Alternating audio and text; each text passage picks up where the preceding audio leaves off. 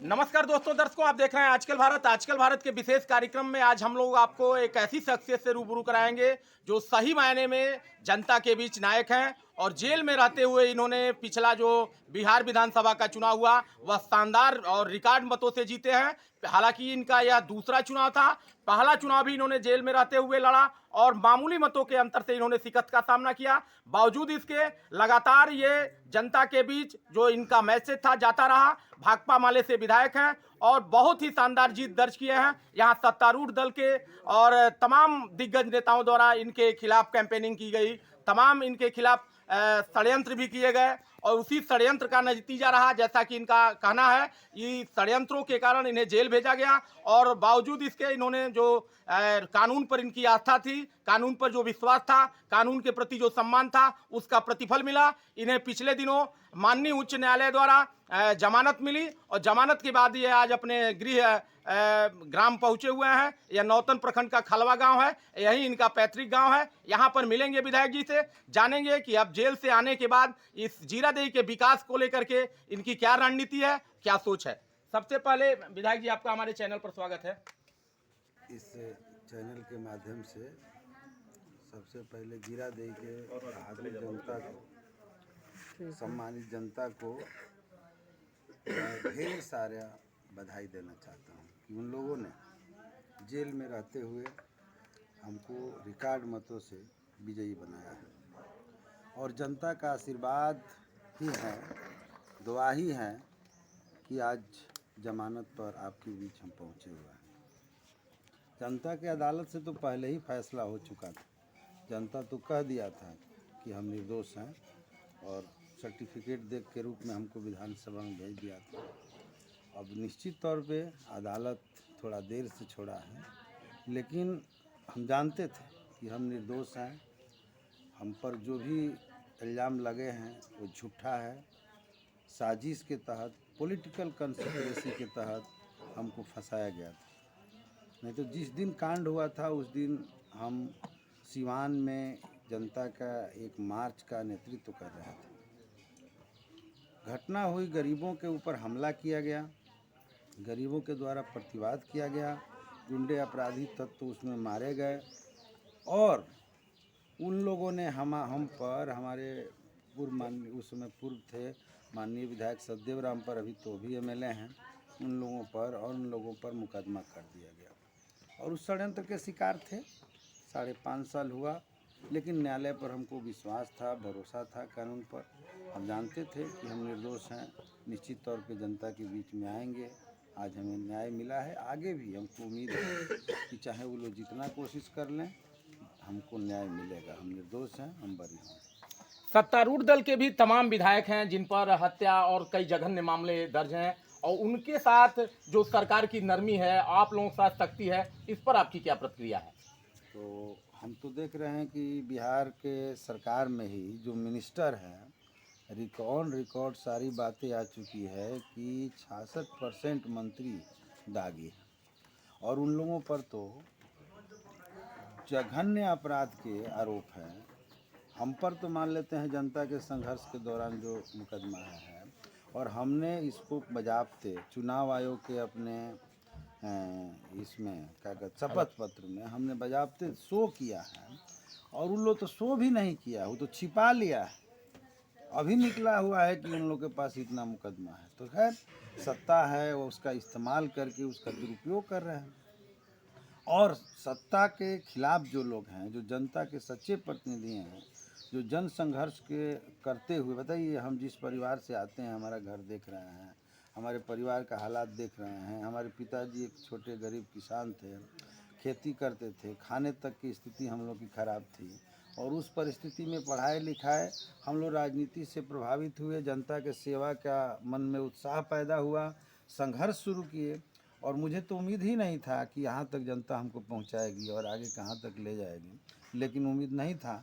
लेकिन जनता ने हमको सम्मान देते हुए यहाँ तक लाया। तो हम लोग तो इस रूप में, हमारे पूरे चुनाव में भी आपने देखा, लोग ही जो है हमारे नाम पर पैसा रुपया गाड़ी दें लगा करके मेहनत करके चुनाव लड़ा और मैं समझ रहा हूँ कि ये तो चुनाव जनता लड़ रही थी, मैं कहाँ लड़ रहा था, मैं तो केवल नामांकन किया था।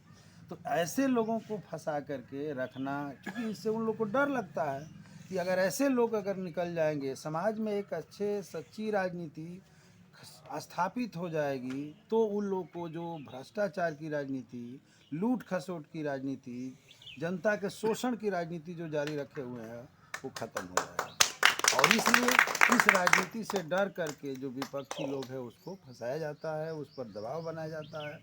लेकिन जनता सबसे महान होती है, बड़ी होती है जनतंत्र में, और जनता जो चाहती है वही होता है। जनता जो चाहिए हुआ, उन लोगों के मंसूबा नहीं पूरा होता। केंद्र और राज्य की सरकार लगातार बिहार और देश पर लगातार मनमाने कानून थोप रही है। पिछले दिनों विशेष सशस्त्र पुलिस अधिनियम लागू किया गया। इसे लेकर के आपके पार्टी और विपक्ष की क्या रणनीति है? हम लोग तो बिहार विधानसभा में ऐतिहासिक विरोध दर्ज किया है, और 23 मार्च का दिन शहीद आजम भगत सिंह की शहादत दिवस था और कर्पूरी जी का जन्मदिन था। हमने देखा कि नीतीश जी की सरकार ने उस दिवस को विधानसभा के लिए काला दिवस के रूप में शर्मसार करने का काम उस दिन को किया। विधानसभा के भीतर पूरा देश देख रहा था। आज तक माननीय सदस्यों को विधानसभा के भीतर कभी भी कोई पुलिस तक शरीर से टच नहीं करता है। मार्शल वहाँ होता है, और अगर विधानसभा में विपक्ष के विधायक अगर ज़्यादा हंगामा करते हैं तो अति होने पर गोद में उठा करके मार्शल आउट करता है। इस बार हम लोग देखे कि एक लोकतांत्रिक तरीका से हम लोग अध्यक्ष से यह मांग कर रहे थे कि ये विधेयक को प्रवर समिति को लौटा दिया जाए। ये काला कानून है। इस कानून के लागू हो जाने से बिहार में गरीबों पर भी, निर्दोष लोगों पर भी, और सत्ता के विरोधी लोग हैं उनको फंसा करके जेलों में भेजने के लिए एक तरह से कहिए तो हथियार मिल जाएगा। और हम तो कह रहे हैं कि पुलिस को गुंडई करने का एक लाइसेंस नीतीश कुमार ने थमा दिया इस कानून के माध्यम से, और पुलिस के साए में बंदूक के नोक पर सरकार ने इस कानून को पास करवा लिया। जिस तरह से एमएलए लोगों को पीटा गया, अपमानित किया गया। अब बताइए, इस तरह की संस्कृति है कि माननीय जो 3 लाख जनता का प्रतिनिधित्व कर रहा है, हम मान लेते हैं जहाँ से हैं यहाँ 3 लाख लगभग वोटर्स हैं, इसके अलावा जनता है। इतना जनता ने हमको एक पावर दे करके अकेले भेजी हुई थी वो अपनी बात को उठाने के लिए, और उस आदमी पर डीएमएसपी जैसा आदमी आकर के, अब सिपाही आकर के, पुलिस आकर के हाथ चलाता हो, लात जूता चलाता हो, तो यहाँ जनता का क्या दशा होगा इस सरकार में। तो ये काले कानून ला रहे हैं लोग। यही नहीं, केंद्र सरकार देख रहे हैं कि पूरे देश के किसान संघर्ष कर रहे हैं। वो कह रहे हैं कि हमको ये कानून नहीं चाहिए। वो कह रहे हैं कि इस कानून से हमको नुकसान है, और वो कह रहे हैं कि ये कानून आपके लिए रसगुल्ला है। अब बताइए, शुगर का कोई पेशेंट हो, आप उसको ले जाके रसगुल्ला दीजिएगा तो उसके लिए तो वो जहर ही होगा। तो कहने का मतलब यह है कि किसान कह रहे हैं कि हमारे लिए जहर है, और आप कह रहे हैं कि ये आपके लिए रसगुल्ला है।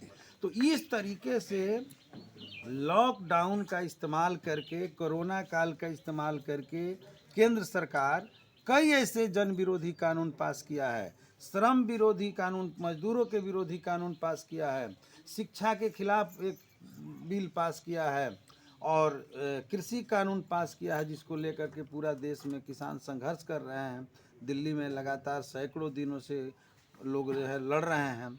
उसी तर्ज पर भाजपा के दबाव में आकर बिहार में नीतीश जी एक काला कानून लेकर आए हैं, और जवाब क्या दे रहे हैं, ये तो स्पेशल जगहों के लिए कानून बनाया गया है। ये तो हवाई अड्डा पर, रेलवे स्टेशन पर, यहाँ वहाँ चेक होगा। मैं पूछना चाहता हूँ इस चैनल के माध्यम से कि रैपिड एक्शन फोर्स किस लिए बना था? दंगा रोकने के लिए। तो जो दंगा रोकने की फोर्स बनी, उस फोर्स को बिहार का लोकतंत्र के मंदिर में आप घुसा सकते हैं। क्यों गया दंगा निरोधी फोर्स वो लोकतंत्र के मंदिर विधानसभा में? और जब उसको तो विधानसभा में भेज सकते हो, तो ये जो आप बना रहे हो इसको तो कहीं भेज सकते हो। इसलिए ये कहने के लिए है, काले कानून कभी भी आया है बहुत पॉपुलर भाषा में, बहुत अपीलीय भाषा में शासक वर्ग उसको ले आता है। अब बताइए, अंग्रेज जब एक कानून बना रहे थे जिसको लेकर के भगत सिंह ने बम फेंका था, उसका नाम था public safety bill. Public safety माने जन सुरक्षा कानून नाम था, लेकिन जन सुरक्षा के नाम पर पब्लिक पर दमन होने वाला था। इसलिए भगत सिंह ने असेंबली में बम फेंक करके और कहा कि ये कानून जनता के खिलाफ है। तो जो भी कोई काले कानून होते हैं उसका नाम जो होता है बहुत अच्छा दिया जाता है। तो इसी तरह से ये भी सब कानून है। और मैं समझता हूँ कि जिस रूप में कानून, इतना तेजी क्या था, मैं पूछ रहा हूँ कि इसको प्रवर समिति को भेजते, पब्लिक डोमेन में जाता, लोग इस पर चर्चा करते, 2 महीना के बाद फिर सेशन चलने वाला है उसमें लाते। अगर जन भावना का ख्याल रखते, विपक्ष के भावना को ख्याल रखते, तो कहते कि चलिए भाई जब इतना लोग विरोध कर रहे हैं, देखिए कितना बेशर्मी के साथ कह रहे हैं कि हमारा विपक्ष जो है पढ़ा ही लिखा नहीं है, वो भ्रम में है। अरे भाई ठीक है, हम भ्रम में हैं, तो भ्रम में है तो सबसे पहले आपकी जिम्मेवारी है कि हमारे भ्रम को दूर कर लेते, तब कानून को लेके आते। ये तो आप ही का काम था। लेकिन आपने क्या किया, आपने विधानसभा का अपमान करवाया। केवल एक विधायक का मामला नहीं, हमारे मित्र जो भी विधायक पर लात जूता चला है उनका मामला है। पूरे असेंबली, विधानसभा अध्यक्ष सबको अपमानित करने का काम इन्होंने किया, कराया है। और अब जो पूछा जा रहा है, पूरे देश जो है इस पर सवाल कर रहा है कि आप असेंबली में पुलिस क्यों भेजा, तब वो जो है कह रहे हैं कि अध्यक्ष ने बुलाया। अध्यक्ष महोदय कह रहे हैं कि नीतीश जी की सरकार ने किया। तो कौन किया? लेकिन मैं तो समझता हूँ कि ये नीतीश सरकार जो भाजपा के इशारे पर काम कर रही है, उसी का ये माने सत्ता मद में चूर, जो घमंड में चूर है, उसी का परिणाम था। अमरजीत जी, आप संघर्षों की पहचान है, आपने काफी संघर्ष किया है जीरादेई को लेकर के या सीवान में, और इस बार अभी तत्काल जो परिस्थिति है, भ्रष्टाचार थानों में, अंचलों में, ब्लॉक में बड़े पैमाने पर व्याप्त है, इसे लेकर यह माना जाए कि आगे आपकी क्या रणनीति होगी? आपको पता भी होगा यहाँ पर भ्रष्टाचार चरम पर है अपने जिले में। ये हर आदमी की जो पहचान होती है, जिससे जनता उनको जानती है, वो पहचान कोई छोड़ना नहीं चाहता। हमारी पार्टी की, हमारी यही पहचान रही है कि हम जनता के सवालों पर लड़ते रहे हैं, भ्रष्टाचार के खिलाफ लड़ते रहे हैं, मान सम्मान के लिए लड़ते रहे हैं, हक अधिकार के लिए लड़ते रहे हैं, और इसी नाते जनता का इतना हमको प्यार मिला है।